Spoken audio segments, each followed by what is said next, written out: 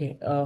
In Java, like you are compiling the code, okay, and then you are creating the jar, and then you are running it. Similarly, you will be doing in the Scala also.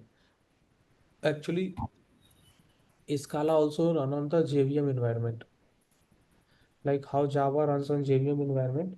Similarly, this also runs on the JVM environment. You will create the bytecode. You will compile it. You will create the bytecode, and you will run that bytecode on Java virtual machine. So basically, in Scala also it will run on the JVM. Like it will run similar like how Java code is run, but it is different from Java. But you can use Java live some of the Java libraries also in the Scala, and Scala libraries are also while working on the Java you can use it, because both are like working converted. You will be converting into the bytecode and then running on the JVM. So both way it can be worked. If you want to use some libraries from here to there, you can use. So high level programming language for JVM. Okay. Uh, as I told, Scala is also running on Java virtual machine. Okay, it is designed to run on the virtual machine. And as I told, like it means that you can use Java libraries, tool, and framework in the Scala. Okay, and Scala codes get compiled into when you compile Scala code, it will compile into the bytecode. In Java code also is compile into bytecode. JVM Scala code will also compile into the bytecode. So it means that you can, like how Java can be run on any platform. Okay, and it can be moved to any platform. Similarly, you can run Scala also. Okay. And we call it high level language because it provides you abstraction and feature which allow you to like it provide more you if when we go about the oops, if you know, do you know about abstraction? About extraction? Yeah, abstraction in this oops concepts and all.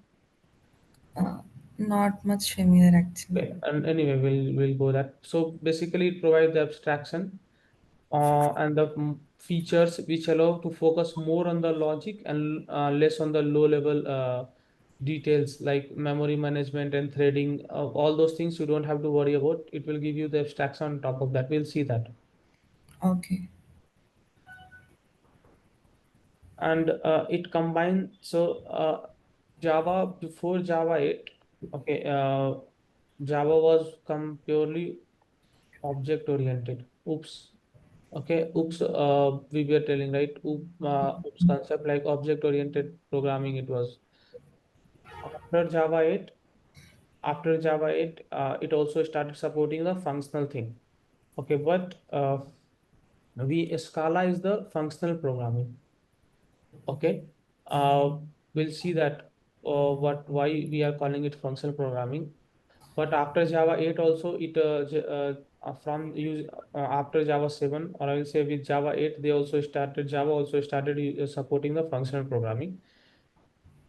But it is not the functional programming, it is still the object oriented programming. But Scala has both object oriented as well as functional programming.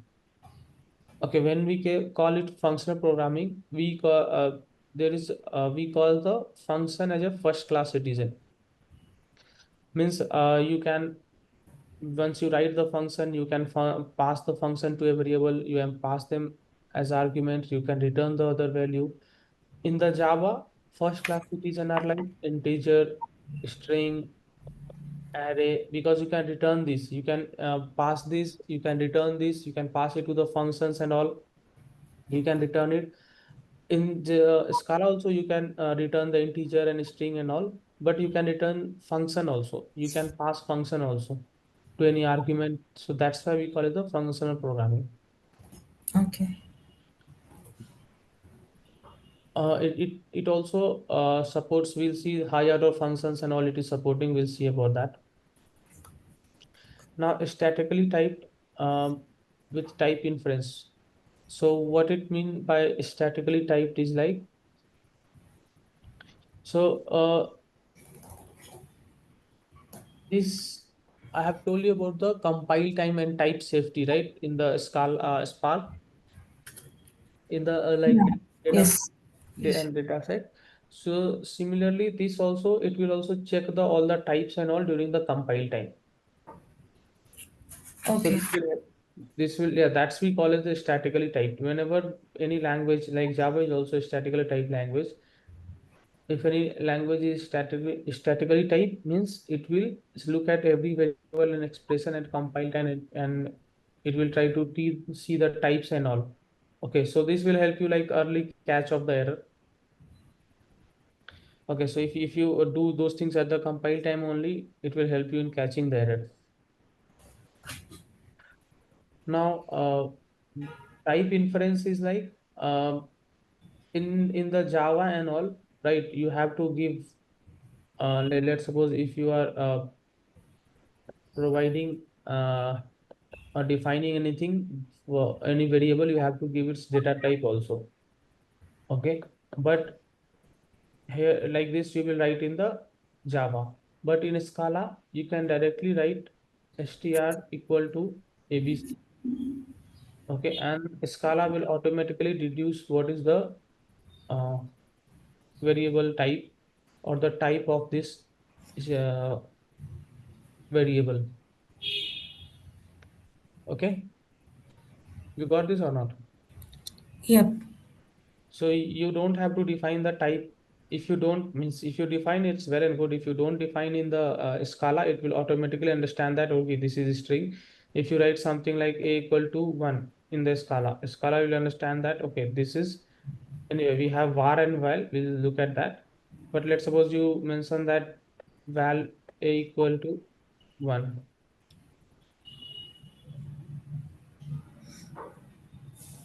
So in this way, Scala understand that it is integer.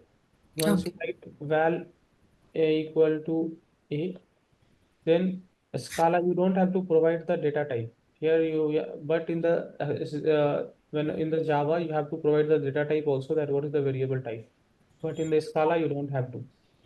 Okay. So actually, so this is created by like this Martin Odesky in 2004. This is recently launched, I would say like 20 years before, not recently, but this is the new language. And also these are the company which are using it. Okay. So as I told you that Scala, the two, three more important thing is like Scala is designed for both functional as well as object oriented. And we call Scala as the functional programming. Why? Because function is the first class citizen. For with the first class citizen, whenever we say the first class citizen, it means that we can assign that to a function. We can assign that to a variable. Let's suppose that you have a variable a, right? So in the variable a, you can write any function. Okay, you can write any function, you can assign that. So that's why, and you can return in any program, you can return function as output. Okay, so those things can happen. Similar, but in the Java, what is the first class citizen like string? In the most of the Java programming, you will see the return type is either string, integer, array, something like that. Okay, Okay. and Java after Java 8, it started supporting the functional feature. Okay, like what the functions support functional programming concepts are. It supports some of the functional programming concepts, but it is not the functional programming.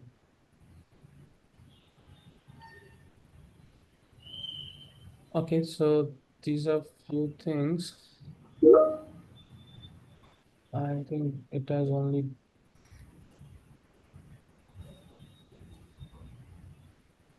things which I told you: Scala, functional programming, design program, both option FP. Functional are truly first class here. You can define anonymous function. Function can be assigned as a variable, can pass, return. These things we'll see once we look at the Mm. function. Uh, Now here it is like immutable by default.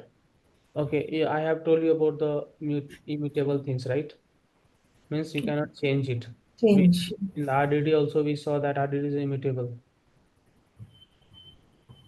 So in Scala is immutable by default.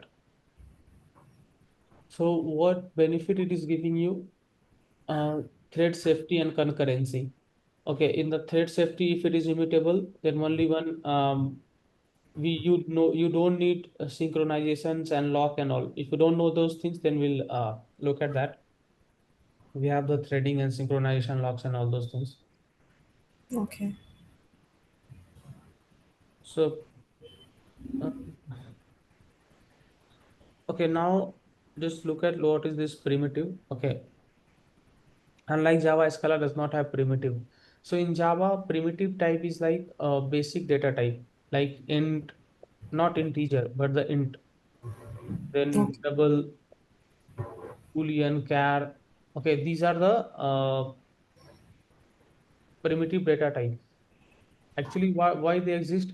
Because they are fast, okay, and it is use less memory. So that's why it is very core to the Java performance. When you use these things, it will be faster. But downside with this is like they are not object. You cannot call any method or them or anything. So you have wrapper on the integer int, which we call as the integer. So you can call any method on top of the integers and all. Okay. Expression oriented, like you have in the Java and all, you can write the if else, okay, and then you do some logic on it. But in the Scala, you can assign it to variable. Let's suppose val equal to, so you are doing something. If this is, then you are giving 2, else you are giving 3. So in this way, it can return you the value in if else. That's what it is mentioned here. Anything, almost everything in expression, if match, try, return a value. But these things won't happen in the Java. You can write the logic in the if else, but here you can return the value also. Scala code are given to compiler. It generates the Java bytecode, and the bytecode runs in JVM. So these are two things. Java is the compile language. This is also one of the important property or feature of the Scala, like where you can write anything and you can return it. Like if I give you one example, in the Scala, okay, you can directly write like val abs equal to, let's suppose we have one value x equal to 0. Okay, so you can write like if x is greater than 0, then x, else minus x. Let's suppose you wrote this code. Now you are returning this value of x or on the basis of x. What it will return? It will return minus 0, right? Okay, anyway, Yes. minus 0, it cannot, this program is wrong. Let's suppose we give you 1. Okay, if we give it 1, then it will turn it as x1. If I give it as minus 1, it will return it also as 1. Because I am telling, if it else return minus 1 into minus 1, it will be plus 1. So minus 1 into minus 1 equal to plus 1, right? So that's why return. So anyway, this is, I just want to show you that you can return if a statement output into some variable in the Scala. Now it supports some of the data types like int, double, long, float, short, byte. These are the data types which are supported by them. It has the unit. Okay, like you One have a one void in question. the, Sorry. It is primitive you mentioned, right? Scala is primitive. Is not in the previous slide. Is the okay, does not have primitives. yeah, it does not have primitive. It means int double. Those are not supported. I mean, not supported means not used. No, these int double, yeah, int double are not supported, and also like, but you have these data types here. see, there are two things. Uh,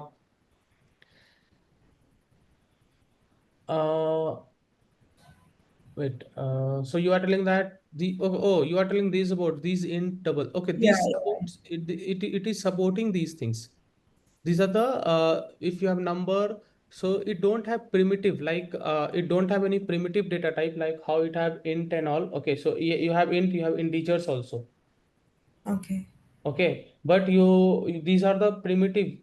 Though int and doubles are also in the Scala, but these we don't call it as primitive. Okay. Okay, see in the Scala, in the Java, you have int. This is the primitive, but on the this we have wrapper, which is called we call as an integer.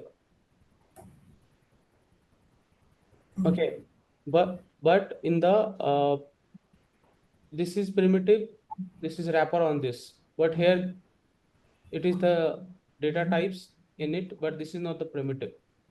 You can apply any function on this, any method on this up top, double, long, float, and these things. Okay. Okay, so you have void in Java, you know about it? No. Wide. Okay. That whenever you don't want to return anything from any function, or you just write void. Are you aware Wide. of Wide. Okay. this thing?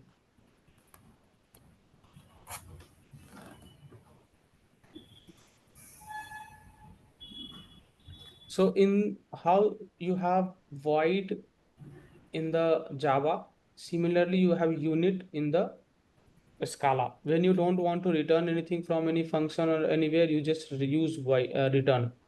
In Java, we use void when we don't want to return anything. In Scala, we use unit. Okay. So regarding your these things, like I told you, these are not the primitive. Okay. In the Scala, we have int, which is primitive, and wrapper on top of it, which is integer. And you can apply any object on top of this. Okay. Uh, Sorry, this we any method on top of it, not object. This is actually object. Any method on top of it. Okay. So, but in the Scala we have int, double, and all. These are not the primitive.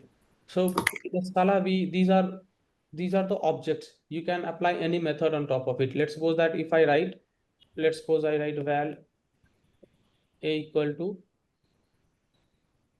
3. Okay, and I can make it a dot to string. Okay, this is allowed in the Scala. If you try to do it, it will let you do that. But if you similarly, if you try to do something like x equal to 3, okay, here let's suppose that, okay, we have given a, right? Let's suppose a equal to 3 here, and if you try to do a dot to string in the Java, it will give you error. It will tell you that int is not an object. So only methods can be applied on the object. So twisting a kind of is a method which you are applying on the object. So here it is the primitive type. So it is not object. You cannot apply it. But in this Scala, everything is the object. So you can apply it. It is not the primitive. But similarly, if you instead of integer, if you make it instead of int, if you make it integer, this will be allowed. Clear with this? Yeah. Those two are similar by the name, but actually different by their functionality. Integer, int, double, all are object here, but in the Java, int is primitive, integer is object. Sure. And one more thing, as I told you, that if you want declare variable type, like here I have not declared variable type, right? But in the when I was writing the Scala code, sorry, Java code, I have to define the integer type. Okay. But here I have not defined. So if you don't declare the variable data type in the Scala, it will make the guess of this, that what is the value, what is the not the value, but what is the data type of the value. But it is better in the production, or mostly we try to give the data type with this But if you don't give the data type, it will automatically understand what it is. Now let's just try to understand this val and var. Okay. So val is immutable. So in Scala, whenever you will write or assign, define any variable, you have to either use val or you have to either use var. Okay. So val is immutable, var is mutable. Okay. Uh, if you give any thing like, let's suppose val a equal to 3. Okay. And then if you try to do a equal to a plus 3, if you try to do this, not the b, if you try to do a plus 3, this will give you the error. Okay, that you cannot change. So like this, it will give you the error, can't be changed.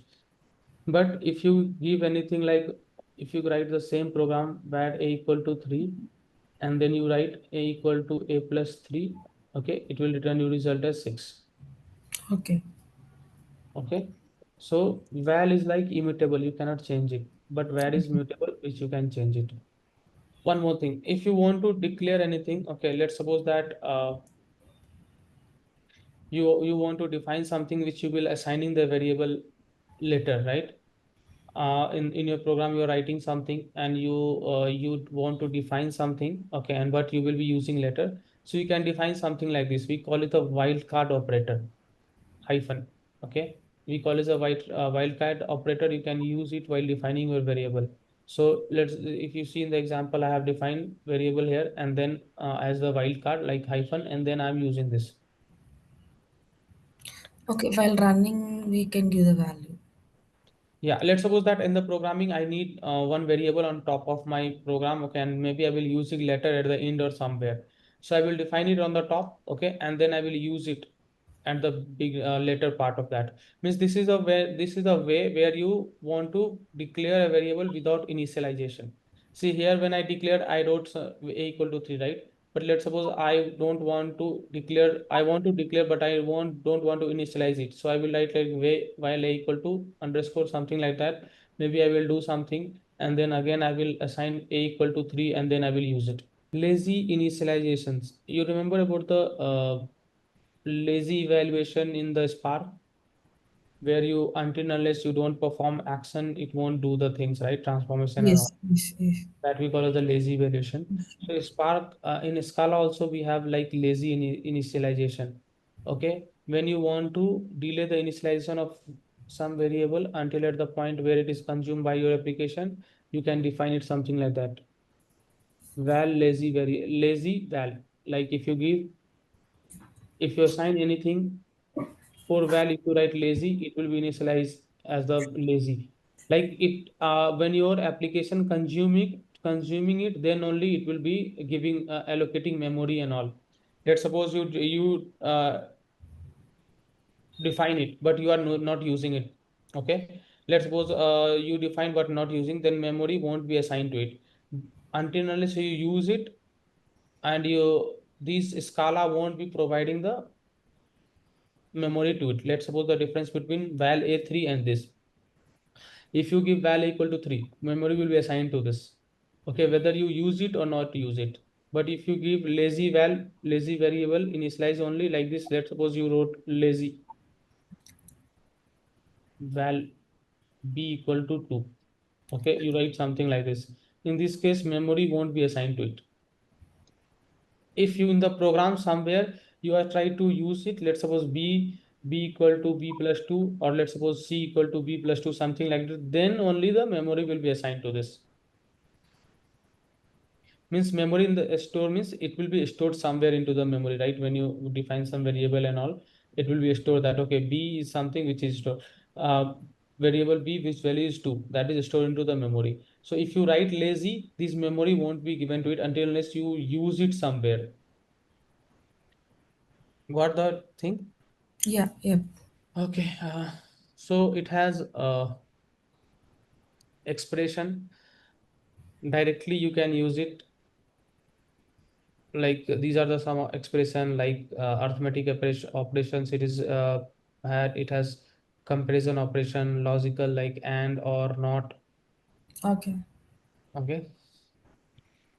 So in this way, in if you see this example, right, val 3 plus 4 equal to 7, and here val is equal sum equal to this, right, equal to this is the equal to operator. So here it will, what will be the result of this? It will be val is equal to true, right? Because sum is also 7, this is also 7, and this is not equal to, this is equal to operator. So Okay. this is a comparison operator. If you see, right, this is the comparison operator. So it will return you true and false. Wherever you compare, it will return you the boolean, either true or false. If you like, let's suppose that if you are giving if 3 is greater than equal to 4, right? This will return you either true or false. It won't return you any value. It will return you either this is true or false. Yeah. So like, let's suppose you wrote something like this, and if you want to give some other logic, this is the and. If you want to give any other with the logic with or, then you will be using this, and not is this. That is the three things here.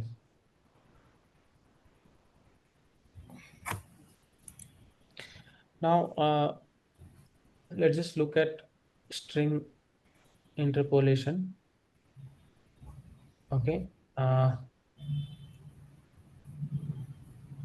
This is we will be using whenever string interpolation, whenever you have to print anything. Okay, you are adding any logger or anything, or formatting any variable. That time we will be using these things. Uh, you have, let's suppose this two variable you have defined, right? And in the log, you are here you are printing, but in the log we are using logger, okay, to print the log. But let's suppose I'm printing it. So you have two way. Okay, you can write this in this way only. Like if you, let's suppose I want to print this name and age. Okay, I will print like, I can print like this also. Print name. If I give like this, name and name, okay, it will return you like this. Let's suppose I give, okay, it means that ln means next line. If you write print ln, then it will print into the next line. It will leave one line and then it will write, give you, it will print you. Let's suppose you wrote two thing, right? Print A, and you wrote print B. If you write something like this, it will give you result like this, AB. Okay. But instead, if you write print ln A, print ln B, it will give you result like this. It will print to the next line. Okay.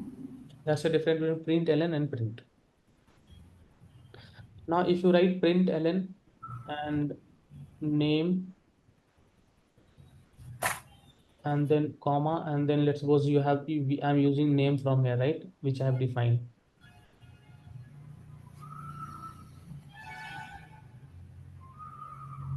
Let's suppose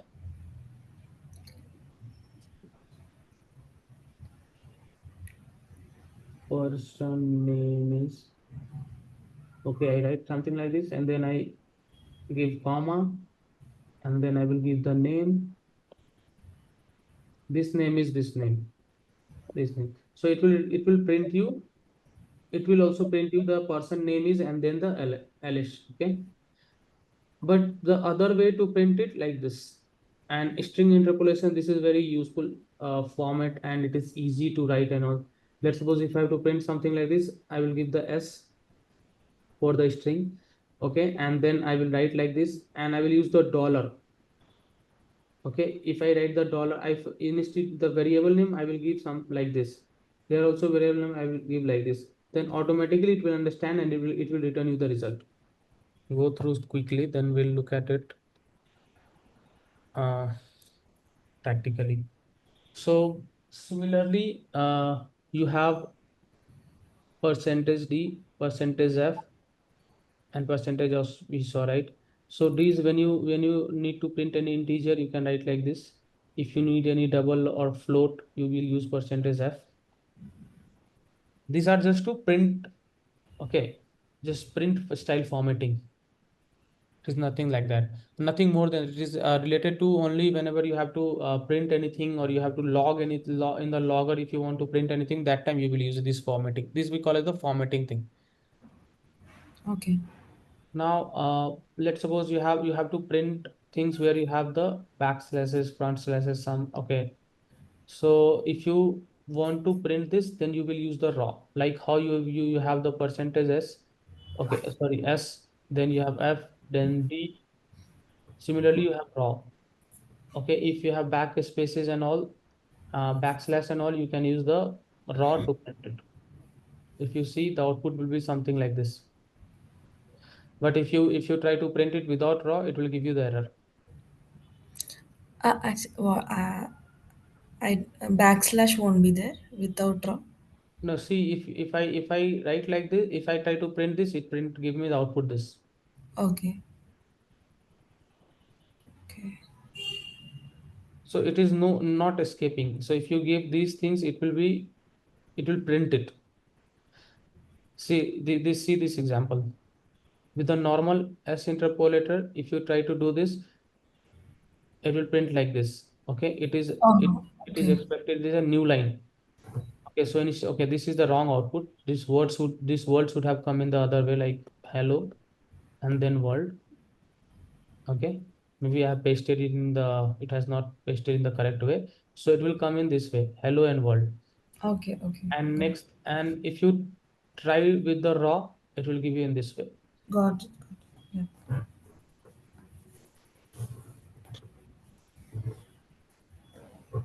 Okay. Now we have control structures. Okay. Control structure means for loop, while loop. Okay. Those we call as a control structure. So we will look at like how it is flowing on a look at the looping examples and all. So what is the control structure? Like it will help you in constructing the flow of executions, or it will help you in making the decision on branch logic. Like if let's suppose a is greater than 3, then do this, else do this. So it will help you in making the decisions, right? And there are in the Spark, sorry, in the Scala, we have if else, multiple if else, nested if else. Then we have while loop, do while loop. We'll see the examples of everything. And then we have pattern matching also. This is one of the important thing in the Scala. Pattern matching, one important feature of the Scala, where writing the program will be easy when you have multiple statements to match with. So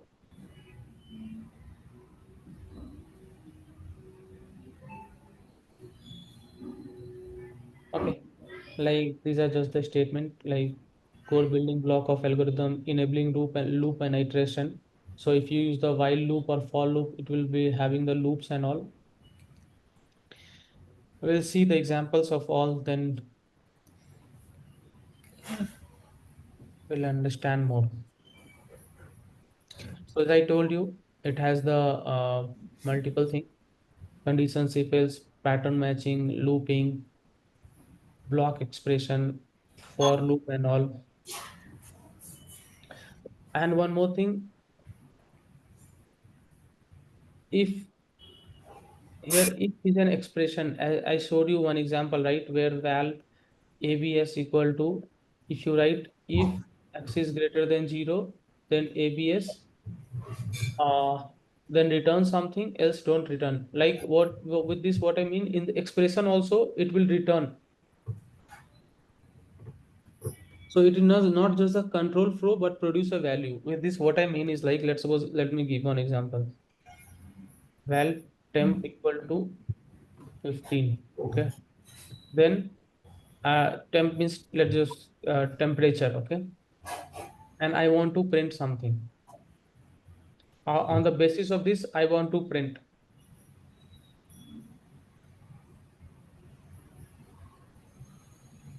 So you can write if else statement here. If temperature is greater than 20, return warm, else cold. Let's suppose something we have. So in this here you can see that in the if you have to write in the Java, okay, then what you have to do is like you have to define a variable. Okay, let's suppose I define the variable. Okay. Here. Got it. Let's suppose you defined as the weather string equal to null on the top. Okay, then you will write if, or let's suppose you have temp here also. Temp integer equal to 15. Then if you write here, you have to write if temp is greater than 20, then weather equal to warm, else weather equal to cold. Okay, you have to write something like this where you have to define a variable and then you have to assign it, right? But here you can directly return from the expression. Here you are also using the expression, but you are returning it to some other value, some defined variable. But here you can directly assign it to the this expression can be directly assigned to a variable. Okay. Got this or not? Yeah, I got it. I told you that you can have the nested expression here. Mm. Okay, and you have match expression. We'll see the match expression and match with guard. Guard means you can put the condition like if and all. Okay,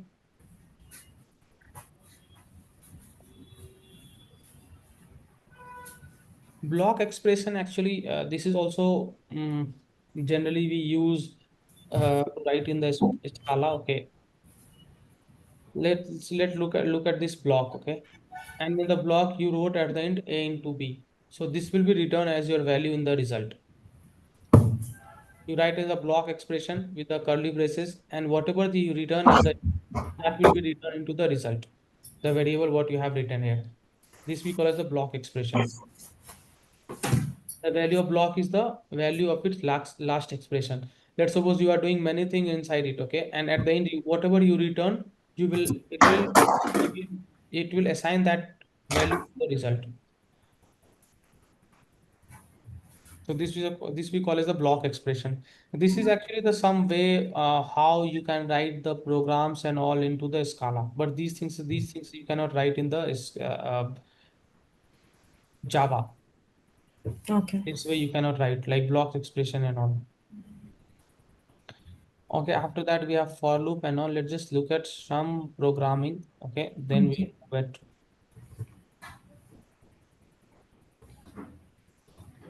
whatever we have studied. Let's just look at the programming. Then we'll move further. And also, I expect you to at least practice that programs. Yes, yes. Can you please? Okay, the basic things, right? For the star, which you mentioned previously in the slides. Yeah, those things. Okay. So you can write in the Scala also, or I would say in the Scala IntelliJ also you can write like this. You can create after installing this or setting up this. You can okay, why this is you can have a worksheet. Okay, if you create a worksheet from here like a Scala worksheet, you can create, right? And Okay. once you create the worksheet, you can whatever you will write here. If you run it from here, you will see the output. Okay. This is intelligent only. Yeah, this is intelligent. And the similarly, the other way is like as I told you, you can write on the terminal also. You can write it here on the terminal a equal to one. Oh. See, you cannot directly write the a equal to 1. You have to give the val or var. Then you can write val equal to and then a plus b will return you the result. Similarly, in the similar way, whatever you are seeing here, in the same way you can do on the worksheet. In the worksheet on IntelliJ. Similarly, there are two way. In the worksheet, what the difference between writing in the worksheet and the programming is like in the worksheet, whatever you write, you can see the output there. But if you write in the Scala file, you create a Scala file, and if you write the program in that way, in this worksheet, whatever you write, you can see the output. But if you create a class like this, okay, if you try to create a class like this, and if you try to run it, okay, it will see it is first compiling. See, you're executing pre-compiled task. It is compiling, then it will run it. If it does not find any issue in it, then it will run it and give you the output. Correct? See, if it compiled, then it is running. But here in the worksheet, if you write, you can directly just write and run it. It will give you, it will run it and show you the result. So this is for practice and all. But whenever you have to write the code in the Scala and all for the production ready, you have to write like this. You have to create the demo dot, let's say, the Scala. The extension is dot Scala. Here extension is dot .xc. So this is worksheet. It Okay. is similar like how you have on the Scala REPL, okay, where you write on the terminal and you see the output. Similarly, you can see here also. But if you write using the extension dot Scala, then this will compile it. So it will take time. So for that's why we are just for the practice and all, we will be using worksheet. And when we write the actual program on the Java, Scala and all with the Spark, we will create something like this and then we'll write our program. So I would suggest once you set up your these things, you work with the worksheet. Just go the right click, new Scala worksheet. Will create new and you can practice here. Okay. Or else on the Spark, if you write a Spark cell on the terminal, there also it will open the Scala terminal. There also you can practice the Scala thing.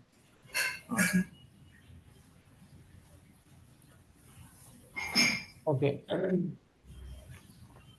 So let's just start with. So we started with the data types, right? It has data types int and so as Yes. I see here, I have not given the type, right? But it actually by itself it did reduce the type, Yes. right? Yes.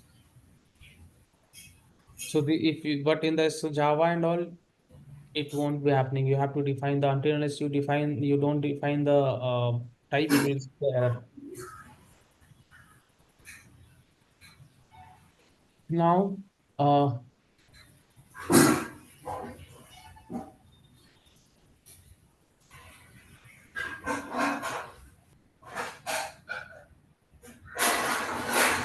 here you can define data type also. See in the str, I have defined the data type, right? But here I have not defined. So if I let's suppose if I write and I remove it, okay, and I write the fpr1 and I run it, right? Let's see here. It automatically reduced it, right? It automatically get the data type of the string. You can define also if you want. You can define also. It's data type. Here, if I want, I can define, and if you don't define, it will automatically try to understand what the data type is. But in the production and all, we try to define the data type also, Okay. but not necessarily. And one more thing, as I told you, let me just go to the slides and take the things. Okay. Now, in the variable, I told you about the unassigned variable, right? Where let's suppose that you have this string.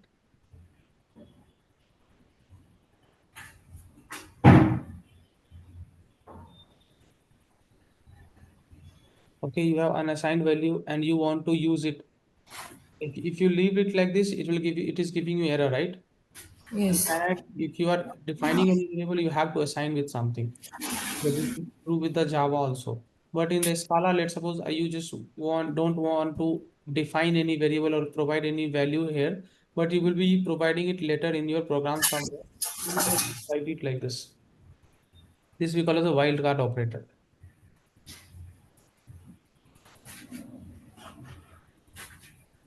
Okay. Okay.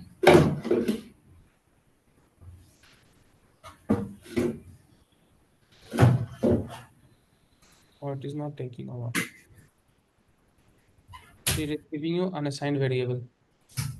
So automatically it will and let's suppose now I want to use it. I did something, let's suppose I wrote something and after that I want to use this variable. Then I can use this unassigned variable equal to 3 plus 2. Let's suppose some program. Oh, it cannot because here I have given the string. Give us the input.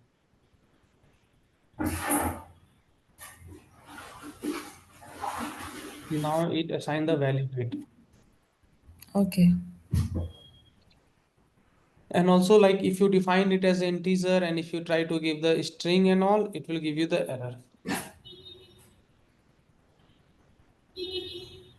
See, this we call as these are the error and the Spark data frame. Okay, it will see it while running, but in this data set and all, it will find it at the compile time only. Here also, if you see, it is giving you the error, right? So so this we actually here it is giving you the error because we are in the IntelliJ. Okay, but if you write it on the Scala cell, okay, it won't give you the error, but once you run it, it will give you the error. So this is the good thing of the compilation program that it will find these type of error or most of type error and other errors during compilation only. Okay. And if I make it a string, we go. On about the lazy evaluation, let's just look at it. Okay, are this right? Val string this. Let me just give it a new name.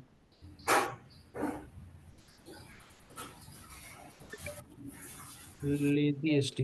Okay, let us give this name as lazy str and let's just run it and see what is up.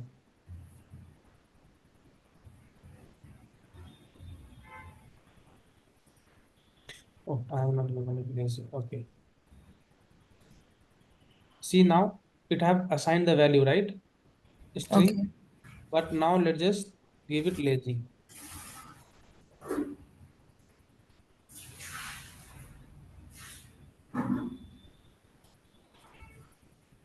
Why it is complaining for this? Oh, okay. Because I have given that.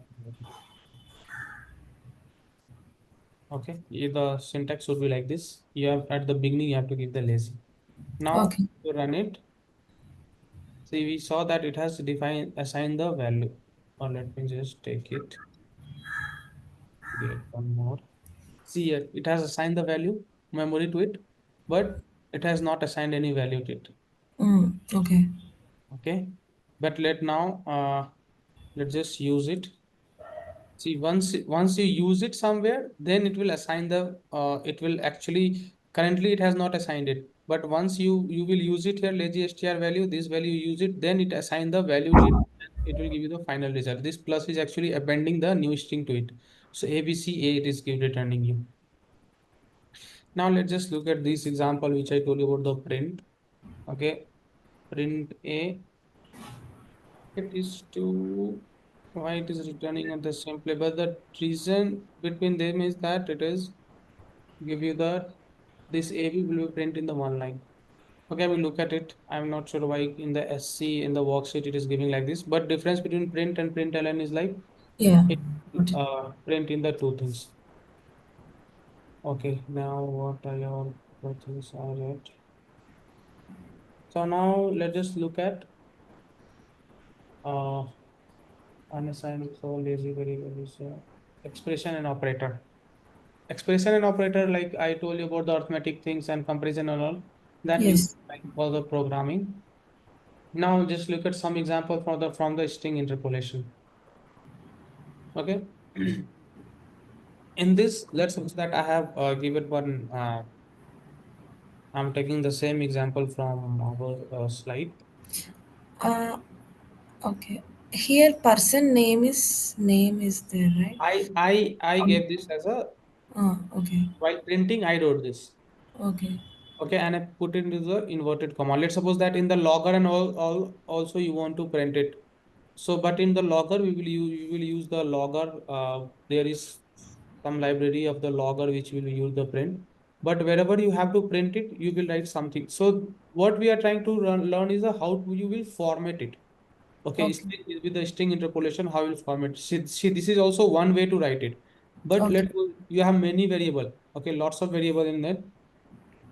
And then it is easy to write in the way of string interpolation. So let's suppose that I have to print the same thing. Okay.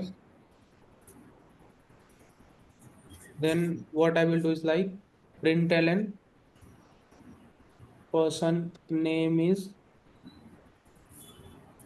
After that, what I will do, I will just write name here. Okay. And if I try to run this also, it will give you the result. Correct. Okay, why it is not giving this? Oh, sorry, I missed to write S here. See, this is also giving you the correct thing, and this is also giving you the same thing. Okay. But why this is coming? Okay. Braces. Okay. I know. Yeah, these braces.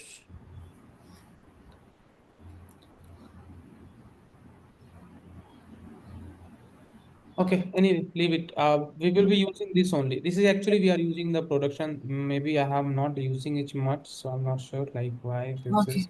Okay, I will look at it why this is printing the braces. So in the production and all, we will use the string interpolation only. The reason, Okay. let's suppose if I have 20 variable, right, this, right, and I want to print it, I can directly here, if you write, let's suppose you write here, age is uh, dollar age. Okay, if you write like this, it will print the age also. Here also you can do like, see here also you can write in this way. Okay, this is also a way to write it, but it is when you have lot of things, then it is difficult. It is easy to write. See here, this is easy to write. Like here, you have to give the double inverted comma, then you have to give the plus and all. You have to take care of these things. If you miss anything, it will give you the error. And also in the formatting, like see, that time I tried to write it and I missed this, right? I write something like this. Then it was not readable. So it is easy when you write in this format. So basically, this is for the printing and formatting the variable. So string interpolation is one way. And whenever you have to write, there is format string f interpolator also. There you will be using f. Here we used s, right? For the this one float and all, we will be using f. Let me just give you one example. Let's suppose that I have val height equal to 1.7523. This is I am copying from the slide. And then you have println. Okay, and now this is float, right? And you have to print this here. When you have string, you did like this. Here with the number also you printed like this, but here you have float. Let's just see what it is doing once we try to print in this way with the s interpolator. When you give the dollar, it will take the variable. It will understand that Yes. this is not That's the right. string but some variable which you have used earlier.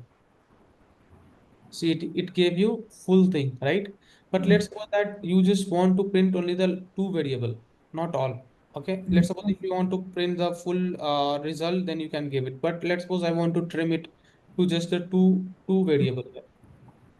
So in this case, what you will do, instead of writing string interpolation, you will use the float. And with this, you will, after writing this, you will tell it how much you want, like till what decimal places. So to define that, you will use something like this, percentage dot 2f. So I want up to two place decimal. Okay. So it will give you the result just a two place decimal, right?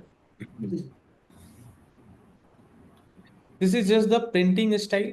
And let's suppose there is one float interpolation when you will use when you want to trim some value from the doubles and all.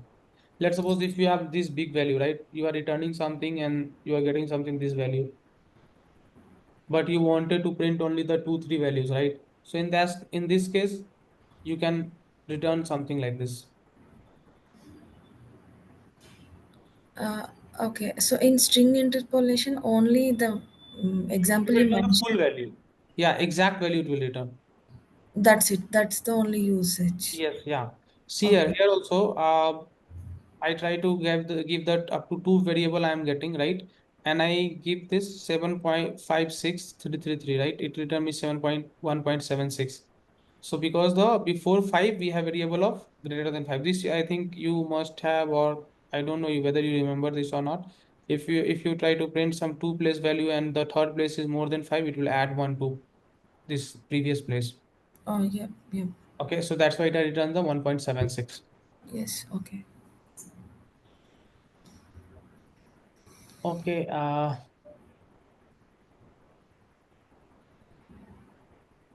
and the raw and on, let me just copy the same thing from here.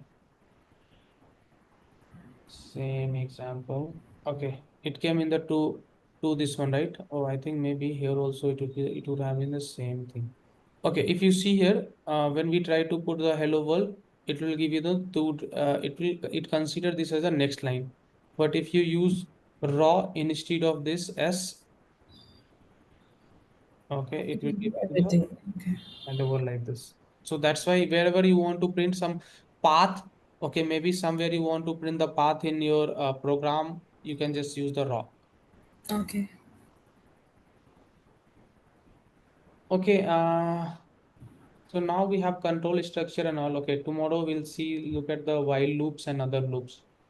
Okay, I would suggest just look at some of the things from the beginning, like val, var, and string interpolation. Only the val, var, and string interpolation is the important from today perspective.